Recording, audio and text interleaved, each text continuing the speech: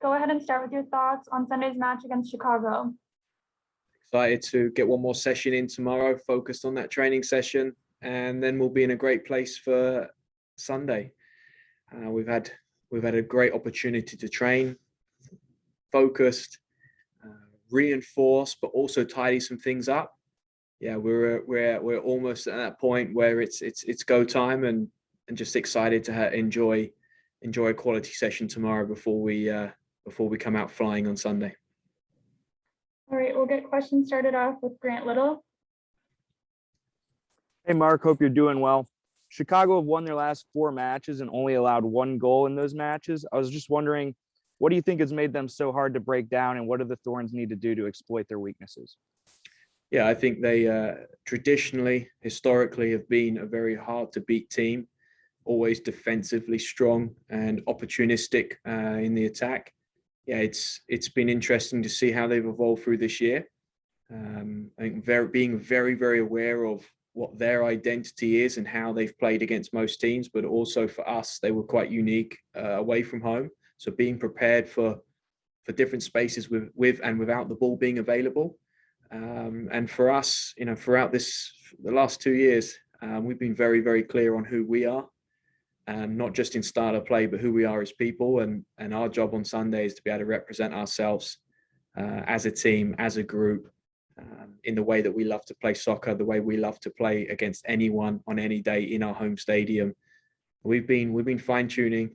We've been trying to make sure that our strengths and the things that make us who we are on show for as long as possible, as much as possible on Sunday, while respecting and being aware of the advantages or the opportunities, but also how to limit as many threats as possible. All right, next we'll go to Jonathan Tannenwald.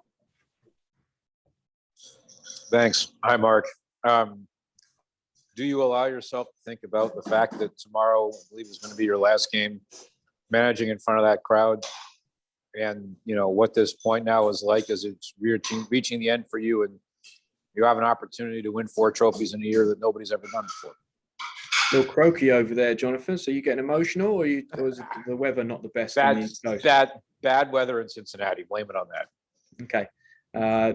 Look, staying present as ever, staying focused as ever. I think you've heard me talk about it. Right now, we've just had a really good session today, really focused session. We've been intense now for 2 or 3 days. Tomorrow we get one more shot to get out, build confidence and feel good and feel ourselves and be around each other before Sunday. That's all that's on my mind. And yeah, of course I could sit here and probably enjoy and try and take in more, but it's just not how I work. And I've got to stay focused on my role, my responsibilities, on how I help this group and how I help this team. And it's how do we get here, and how do we get here? The way we got here was keeping our eyes on the things that matter most. And that always starts with me trying to take care of people, trying to take care of staff, trying to take care of players, staff and players trying to take care of me. We've been doing that now all year, especially over the last few weeks, but also just reinforcing our strengths and the things that make us who we are, and making sure those are on show as much and as long as possible in what is a great, exciting game. And playing at home in front of the best fans is always very special, but in a playoff game against a very experienced opponent, we know that their energy is going to be as important as ours, but we got to feed them. We got to feed them by being ourselves and making sure that we're all in this together. Next, we'll go to Pardeep Khatri. Hi. It seems like around the league this year, there's been a lot of strong performances from outside backs and a lot of praise for them. Obviously, your team is one that's had probably one of the better fullbacks in the league for a while, and Megan Klingenberg.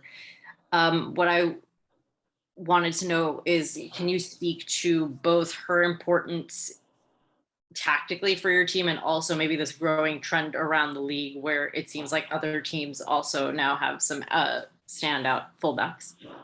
Yeah, I think Kling has just such an important impact in so many different ways. We try to guide and shape culture and how we want to play as a group, as a team, but also what that means is can we have an identity where people get to be themselves and bring their strengths. a lot of teams in the league have playmakers. The modern type of team has a playmaker playing at centre back, where you have ball playing centre backs who can build play. What we felt after 19 is we need 4 playmakers in our back line. We've always had one on the left side with Kling, and what she's able to do from the left side and be able to build, play, make, create, and provide and break pressure, solve pressure. We felt we'd lacked that and wanted to make sure we had that on the right side. And you've seen Kristen Westfall, you've seen Natu complement that side, and we've been a team that's been able to break teams down no matter what spaces are or not available. I think so. Just give me an insight in Kling's quality in building, her quality in creating chances and crossing and set pieces in the final third has made us the most dangerous team in the league this year. We've also been able to gain success on the right side and creating similar situations. So she's influenced not just by being a fantastic player and absolutely giving us what we need in quality actions, but she's also influenced me how to think about other areas of the pitch and how we can bring and evolve more qualities so we can play in the way that she is able to play on the left side. Yeah, off the field, she's one of many very important people. Her biggest role in the last 2 years, her biggest impact, is reminding us all to stay in the moment, to stay present, to be able to stay focused on what we can control, but enjoy the hell out of it. Play with fun, play with joy, play with a smile, and stay in the moment and doing the thing that we love the most. And yeah, she's always been important, but she's had a big impact on this group, and something that the lessons that I've also taken from her, they'll always be with me throughout my coaching career.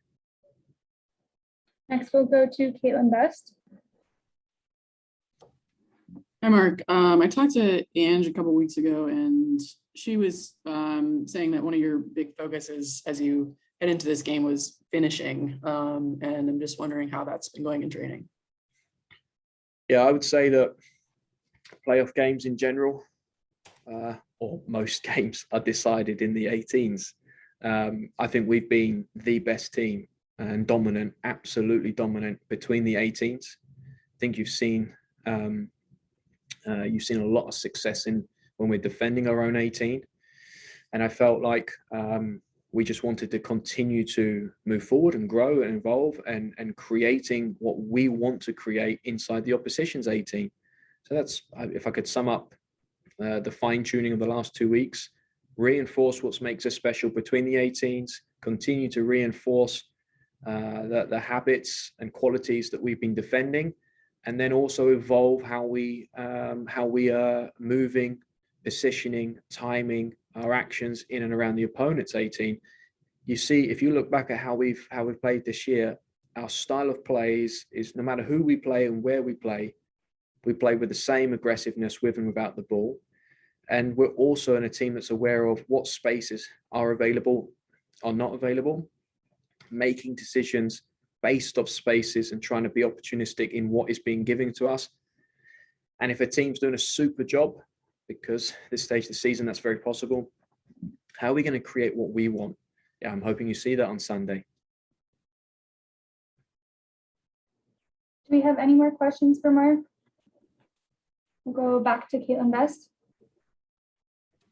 Yeah, just to jump off that, Chicago is a team that likes to sit deep and then attack in transition. And I'm just wondering how you're planning to approach both sides of that, both, when you talk about finding space, where do you find the space against this team? And then how do you make sure they don't get in behind you? Yeah, dealing with transition is critical in this league. And against every opponent, any opponent, you've got to be able to manage that. I think Chicago are very good at being hard to beat, and they've also been effective in transition, but they're not only effective in transition, they're also good in when they get big and they get organized attack and get good positioning and also rotate quite well. They're very fluid in their attack.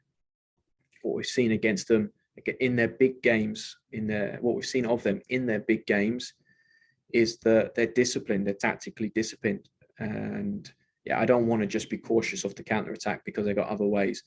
But when we play most teams, it's going to be a strategy from the opponent to drop off. We've seen loads of that. think we struggled at the beginning of the year, and now we've done incredibly well to break them down, but also defend the transition moments. But two, we often push people back. So the way we attack relentlessly and we force opponents subconsciously in their tactics. Yeah, we've pushed opponents back. And for me, it's when we're attacking, finishing the attack is always the easiest way to defend. Also making the right decision at the right moment in the final third allows us to keep good positioning behind the ball. You know, we're very strong on trying to lock the box and lock the opposition's half. When we're attacking, our positioning is based off being as effective as possible in the attack, but we're defending already when we have the ball. And the way that our defenders, but also midfield, are responsible for organizing, communicating while we're trying to score, organizing for those key moments. It's a part of our DNA. And we know that that's a key part tomorrow. It's absolutely key part. Because of, in case it's their tactics, but it's also often a result of us being a good attacking team. Teams only have that opportunity, and especially when we've played here. We've see our last few opponents. We've really pinned Carolina in the second half. They couldn't get out, and they had a couple of transitions that we limited. OL Reign, Houston, you know, the teams that only had that option. So I think we're aware of it. We're focused on it, and we're ready to take care of the details that we need to.